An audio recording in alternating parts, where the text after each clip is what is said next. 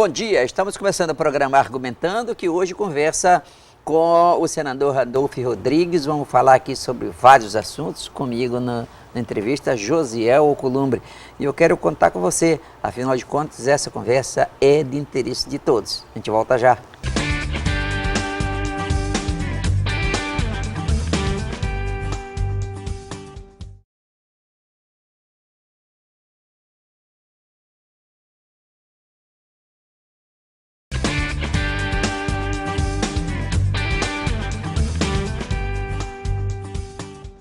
Muito bem, de volta agora sim, conversando com o senador Randolfo. Prazer muito grande recebê-lo mais uma vez aqui. Prazer é todo meu. Para mim é uma honra estar de novo aqui com você e com meu querido amigo Josiel, conversando com todo o povo do Amapá. É isso, senador. É uma enorme satisfação. O senhor que está inaugurando essa nova fase do programa, onde as pessoas que se destacaram da primeira entrevista estão retornando para conosco novamente, ter essa conversa descontraída aqui. Eu fico feliz de ter passado pela fase eliminatória. É verdade. Um ano, assim, com muitas dificuldades, né, políticas para esse país. E você é um dos 81 homens que tem essa responsabilidade de alterar os interesses nacionais. Como é que pode avaliar isso? Não foi um ano simples, não foi um ano fácil, né, Rodolfo e Josiel? Eu não tenho dúvida que foi um dos anos mais difíceis das últimas 2 décadas. Um ano em que a política econômica do governo, o remédio aplicado ao paciente, agravou a crise econômica, né? Nós aprofundamos a recessão, vamos chegar no final do ano com o PIB com 3 pontos negativos, o mais baixo PIB desde 1990, chegamos com o desemprego quase alcançando 2 dígitos, a inflação também quase 2 dígitos, e a repercussão disso foi mais forte no Amapá, porque lamentavelmente nós temos uma economia baseada no serviço público, e quando tem uma crise, quando a economia nacional entra em crise, aqui se sente mais fortemente os efeitos da crise. Só para você ter uma ideia, Rodolfo, o mês passado, o Amapá foi o estado da federação que teve a maior queda de serviços de todos os estados do país, né? Então, foi um ano difícil para o Brasil e, lamentavelmente, um ano com complicações, em especial aqui no Amapá. Senador, muito apropriado o senhor falar em crise neste momento. Eu escrevi essa semana no jornal aqui Amapá um artigo que eu falo justamente sobre isso. No Amapá, a palavra de ordem, mais do que até no resto do Brasil, foi crise. Nenhuma conversa econômica no meio empresarial ou no meio político começava sem que se começasse tocando no termo crise. Só que, na verdade, quando a gente entra nos números, os números não mentem jamais, nós tivemos um excesso de arrecadação de quase 5% em relação a 2014. Em 2015 nós tivemos 4,56% a mais de crescimento em relação ao que nós tivemos em 2014. Ou seja, o número ele não condisse exatamente com o discurso de crise. O orçamento todo deste ano foi executado no Amapá, integralmente ele foi, o que falta ser vai ser nos últimos dias do ano, será com certeza, com esse excesso de dinheiro no caixa, mas não foi retomado nenhuma obra, não foi começado nenhuma obra nova. A obra que está em andamento hoje... recursos do BNDES? Liberou o recurso também do BNDES, que era direcionado ponto a ponto para retomar a rodovia Norte-Sul, para terminar a ponte do Matapi, que dito pelo secretário Monterroso aqui neste programa, há 6 meses atrás, faltava apenas 1%, estava 99% da obra concluída. Como o senhor enxerga esse discurso diferenciado da prática, do número? O número não mente, é uma radiografia. O efeito da crise econômica, da crise nacional, da crise econômica no Amapá, não tem a ver com os números do governo, que eu concordo contigo. Os números foram vantajosos para o governo em matéria de transferência constitucional para o Estado e em matéria de liberação de recursos. Poucos estados do Brasil tiveram a liberação de recursos que se teve aqui no Amapá. Aí é de se perguntar, por que então a crise também abateu tão fundo? na sociedade amapaense? Porque, eu repito, a queda do número de serviços no Amapá foi maior do que todos os demais estados da federação no último mês de novembro. Porque o desemprego tomou conta das famílias e nós tivemos só no comércio a queda de pelo menos 30 mil postos de trabalho, segundo dados do Sebrae. Obviamente, senador, me parece que faltou administração sim, não, em relação a essa crise. Ninguém cuidou disso. Exatamente. Ninguém cuidou. Ou seja, você tem recurso para investimento do BNDES, você teve uma transferência maior, mas você não teve. E você tinha um impacto da crise externa, mas tinha mecanismos para superar e para enfrentar a crise aqui. E esse mecanismo, a quem cabe a responsabilidade de, em momentos de crise, dirigir a nau para um porto seguro? A quem governa, as autoridades que governam. Faltou realmente uma gestão durante esse ano. Isso foi evidente, porque veja, Rodolfo, veja, Josiel, foram liberados mais de 300 milhões de reais do BNDES. A ponte sobre o Rio Matapi já era para ter concluído, falta já era 1%. para estar pronto. Falta 1%, foi palavra deixado secretária. pelo governo anterior 1% para concluir a ponte. Foi prometida a construção de mais 2 UPAs, unidades de pronto atendimento. Só elas supriam a demanda do pronto-socorro. A pergunta a ser feita: onde foi investido esse recurso do BNDES? Em obras na capital, nós não vemos isso. Em obras no interior, a gente também não observa isso. Então, essa é uma pergunta a ser feita. Onde esses recursos a mais, que poderiam ser um instrumento para gerar empregos, para fazer o contraponto da crise, foram empregados? Detalhe que nós não podemos deixar de frisar, senador, é que este governo que aí está, o nosso governo, o governo que nos representa hoje, ele não pode alegar desconhecimento ou falta de experiência, que é o que normalmente se diz no primeiro ano de gestão, porque nós temos que lembrar que nós já estamos no 3º mandato, no primeiro ano do 3º mandato do atual governador da Como Amapá. também me pareceu que foi um ano onde ele teve toda a liberdade, toda a tranquilidade para trabalhar. Ele teve muita maioria vontade. na Forças Assembleia políticas, Legislativa, as forças políticas federais, tanto da Câmara... congregaram a ele. Pois é, eles não empataram absolutamente nada. Ao contrário, fomentaram a bancada, mesmo sem veja, ter o olha, direcionamento, o fomentou. governador tem uma Assembleia Legislativa com a maioria aliada a ele. Tem uma maioria de deputados federais alinhados a ele também. E onde poderia ter um foco de partidos diferentes que poderiam obstruir, ao contrário, os 3 senadores trabalharam ao longo do ano para ajudar o Estado. Não houve, aí eu acho que faltou um pouco de maturidade por parte do governador, que eu acho que é injustificável, né? Porque alguém que já governou a Amapá durante 2 mandatos seguidos e já está no 3º mandato, não se justificaria isso, de chamar a bancada do Senado, que sempre esteve à disposição, para trabalhar junto.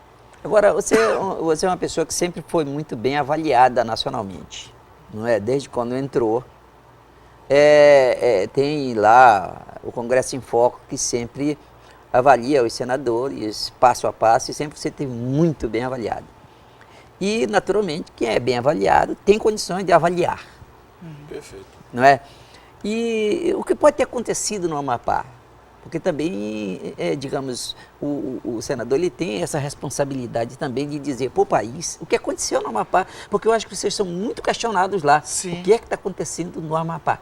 Pois é, eu acho que, assim, quando o Josiel coloca muito bem que quando nós elegemos nossos governantes e representantes em 2014, foi eleito também um governador para liderar.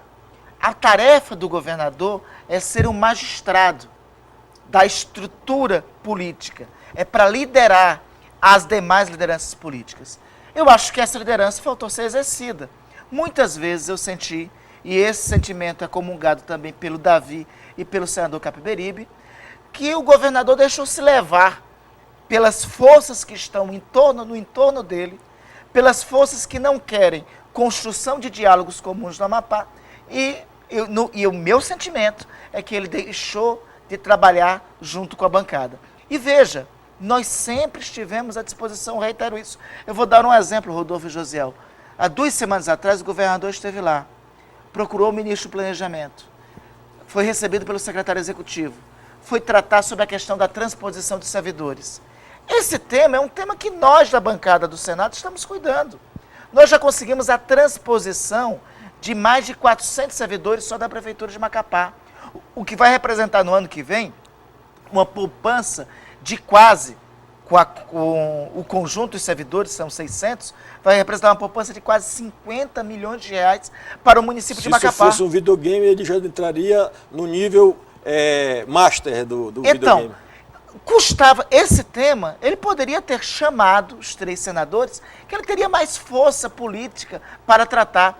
Veja, a Zona Franca Verde, que eu acho que é a boa notícia. Sobre a Zona Franca Verde, eu quero que te discuta daqui a pouquinho mais, vamos por rápido intervalo. Vamos lá.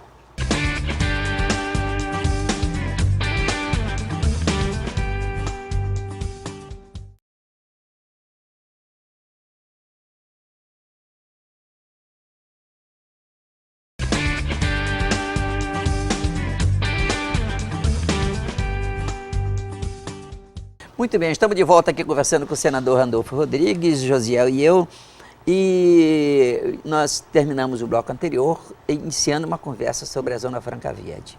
Essa compreensão da Zona Franca Verde, ontem, semana passada, foi me feita uma pergunta assim, por que esse entusiasmo muito grande pela Zona Franca Verde? Eu digo, só é entusiasmo, porque o dever de casa o Estado não fez. Porque não vai ser os políticos que vão lidar com a Zona Franca Verde.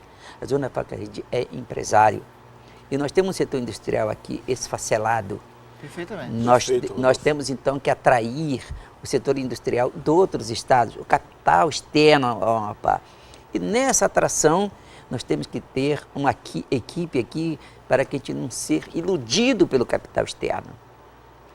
Como você analisou, você participou demais dessa... E mais, o governo tem que ter um produto chamado credibilidade. Exatamente. Para que as pessoas acreditem e venham investir no Amapá. Porque se não há uma preparação, não há crédito, como é que vai fazer? Josiel, Rodolfo, eu e Davi em especial, dos 3 senadores do Amapá, o senador Caperibe está incluso também, mas particularmente eu e Davi, começamos o ano discutindo o seguinte, Davi, tem um gargalo do Amapá que nós temos que desenrolar aqui em Brasília. Em 2009, o então deputado Sebastião Bala Rocha, 2007 e 2009, teve a oportunidade, teve o senso de oportunismo de fazer uma emenda a um projeto de lei e em seguida a uma medida provisória, a chamada MP dos Sacoleiros, e nesta emenda criar a Zona Franca Verde. É verdade que justiça seja feita, que anteriormente teve um projeto aprovado no Senado de autoria do então senador José Sarney.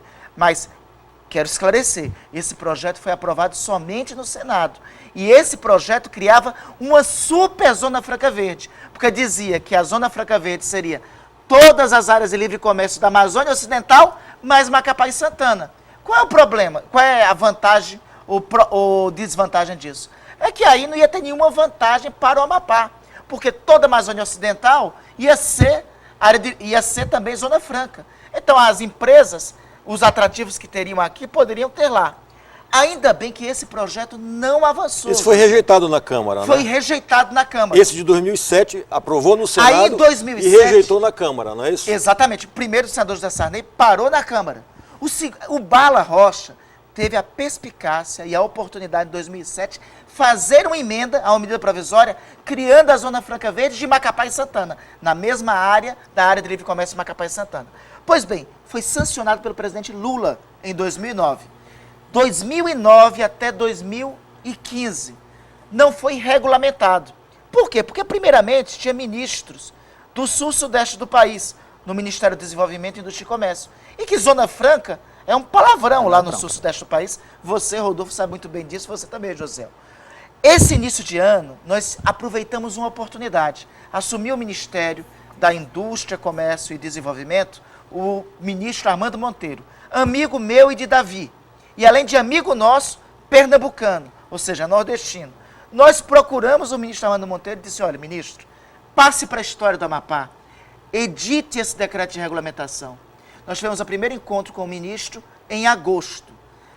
15 dias depois, o ministro nos chamou, eu e Davi de novo, e apresentou a minuta de decreto. Nós precisávamos de um ajuste, 30 dias depois foi ajustado o projeto. Nós reunimos 3 vezes com o ministro Armando Monteiro.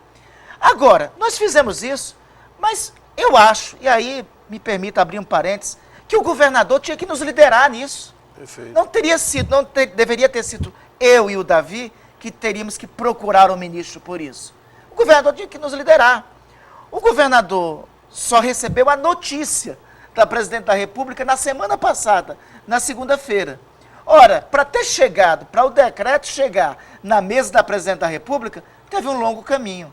Não foi o governador que foi lá com a presidente. Tão longo que ele estava desde 2009 lá, e diga-se, Desde 2009, ressalte-se que de 2009 a 2014 nós estávamos ainda com o ex-senador José Sarney. Claro. No plenário do Senado, ex-presidente do Congresso Nacional. Na presidência do Senado. Na Ressalte-se, é importante que se ressalte isso. Na Ele presidência passou do Senado. os últimos 5 dos 24 anos dele de mandato pelo Amapá, com esse projeto lá dentro, aprovado no Senado e na Câmara. Exatamente. E assim, é bom destacar um período na presidência. Então, a questão é o seguinte, não é fazer aqui o DNA, o raio-x do DNA, mas eu acho que deve ser colocado a verdade. Questão de justiça apenas, só isso. Porque é o seguinte, primeiramente, a autoria dessa tem que ser reconhecido, a perspicácia disso foi do deputado Sebastião Rocha. Mas eu estou falando isso para dialogar, Rodolfo, com a tua pergunta anterior. Esse processo, o governador tinha que liderar. Não era, nós gostaríamos de não ter tido todas as iniciativas em relação a esse tema. Mas, de qualquer forma, o que interessa é que agora temos a Zona Franca Verde. Tem a Zona Franca Verde, agora tem. Agora, a Zona Franca Verde ela é processada pela estrutura da Zona Franca de Manaus. Isso, da Suframa. Da Suframa. Não é? Da Suframa. A Suframa, quem é o representante do Amapá, por exemplo, na Suframa? Pois é. Quem? A gente não conhece, Esta não sabe nem quem é. Esta é a segunda batalha que temos que ter, Tá. Rodolfo. Nós temos sido incompetentes aqui para um financiamento que é o FNO. Ninguém consegue nem aplicar, nem aquilo que poderia ser aplicado para o Amapá, não atinge nem o tanto de 10%. E o BASA está aqui. Né? O BASA está aqui no Amapá. A gente não consegue fazer isso aí. Se não envolver o industrial, se não envolver o capital, você não vai conseguir. Por isso, eu concordo com a sua crítica, é o seguinte, agora é a hora do governo fazer a sua parte. O governo tem que dizer que além do IPI e o imposto sobre importação, que são vantagens que a Zona Franca vai oferecer, quais as vantagens tributárias que o governo vai oferecer, que ele poderá fazer isso. Porque é Zona Franca.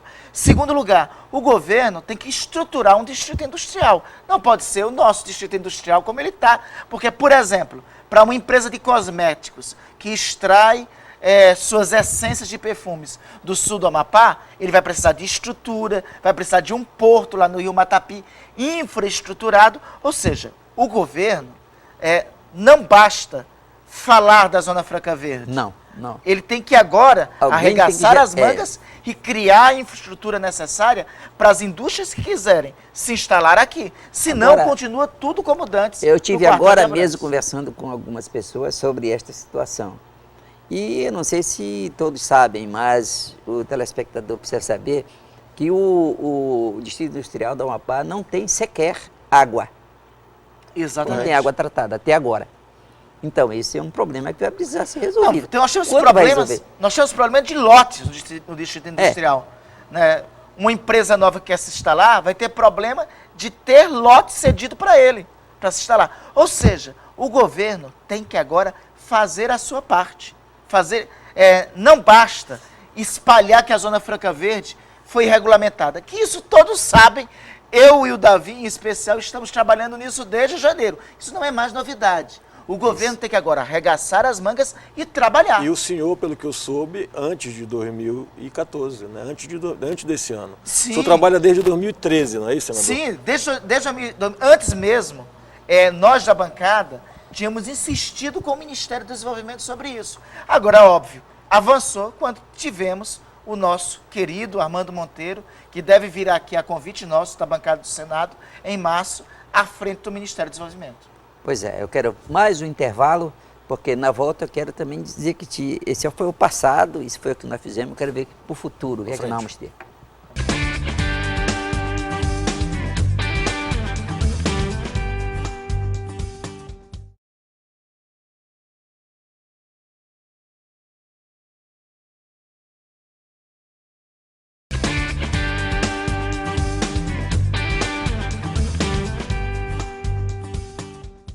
Muito bem, estamos de volta aqui conversando com o senador Randolfo Rodrigues e o nosso futuro. Como é que você vê, você desenha esse ano de 2016, ano de eleição municipal, não é? Ano de discussão de impeachment, uma série de problemas. Rodolfo, há um desejo e depois a realidade, né? O desejo é que tem que ser melhor que 2015. 2015 foi muito ruim para o Brasil, na política e na economia, e foi ruim demais aqui para Amapá. Agora, a realidade é que, antes de melhorar, nós ainda vamos ter, lamentavelmente, um agravamento da crise econômica. Se estima que até março o desemprego chegue a 12%. Os dados de futuro de previsão não são dos melhores. E o Amapá não pode estar vulnerabilizado para isso. Por isso, em definitivo, aqui no Amapá... Mas o Amapá não podia estancar isso? Poderia. Porque o Amapá podia fazer um torniquete. Mas se você olhar, tomar como base o que foi feito em 2015, Rodolfo, sim.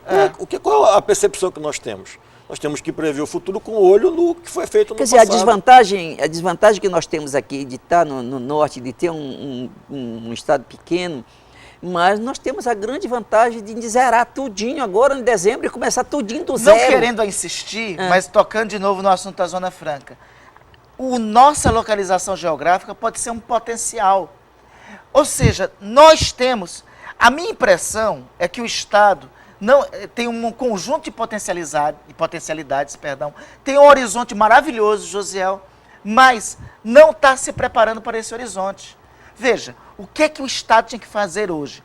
Tinha que reestruturar seu Estrada de Ferro, porque, repito, com a Zona Franca vai ser possível beneficiar os minérios que tem na região do Amapari, aqui no Porto de Santana e Macapá. Não temos porto hoje também, senador. Pois é, nós temos que reestruturar e resolver a questão portuária, nós temos que reestruturar e reorganizar o distrito industrial.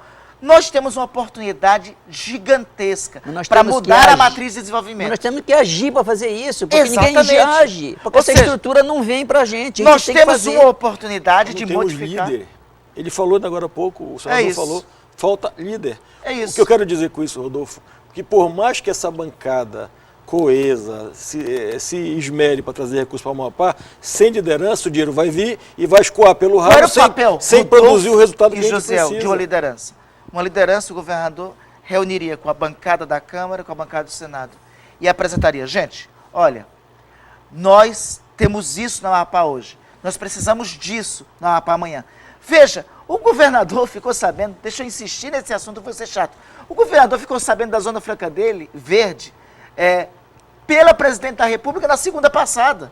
Se ele soubesse antes o que nós estávamos fazendo, se ele tivesse dialogado com a bancada do Senado, ele teria recebido de nós a seguinte notícia: governador, vai sair o decreto, reúna a bancada toda e peça para os investimentos da bancada, as emendas serem direcionadas para a reestruturação do distrito industrial, serem direcionadas para o porto, serem direcionadas para cá ou para acolá. Ou seja, teria um plano estratégico. O problema é o seguinte, Rodolfo e Josiel, é que nós não temos um plano pensando no Amapá de amanhã. Parece-me que se vive do marketing, da propaganda e da circunstância momentânea. Mais do que nunca, o Amapá precisaria estar sintonizado com a bancada. Não é o governo do Amapá, eu quero dizer. Porque nós não podemos desperdiçar R$1 das emendas. Claro, claro. E este ano foi mais um ano de emendas, de fracasso na utilização das emendas. Como é que a gente vai gerenciar isso? Eu acabei de empenhar R$500 milhão para a saúde. Empenhei. Mas aí o governo tem que fazer a parte dele, senão perde. Não significa que vai ser executado. Empenhar é uma conquista do parlamentar. Perfeito. A parte seguinte é responsabilidade do executivo, para quem é destinado à emenda. Se não cumprir um conjunto de termos, medições, ou estiver em dia e adimplente, perde o recurso. Nós estamos chegando no final, mas de qualquer maneira, Natal é daqui a pouco mais. Com a mensagem de Natal. É amanhã até, né? Pois amanhã já é a véspera de Natal. Rodolfo, eu queria agradecer o espaço, Rodolfo e Josiel, parabenizar vocês por, neste ano, ter criado este programa, que é um programa que debate o Amapá, ao povo amapaense, que tem um Natal abençoado, que 2016 seja bem melhor e com muita confiança e fé em Deus, eu tenho certeza que será. Eu quero também desejar a todos os nossos telespectadores um grande Natal e tomara que a gente tenha 2016 aí com melhores perspectivas. Eu acredito nisso.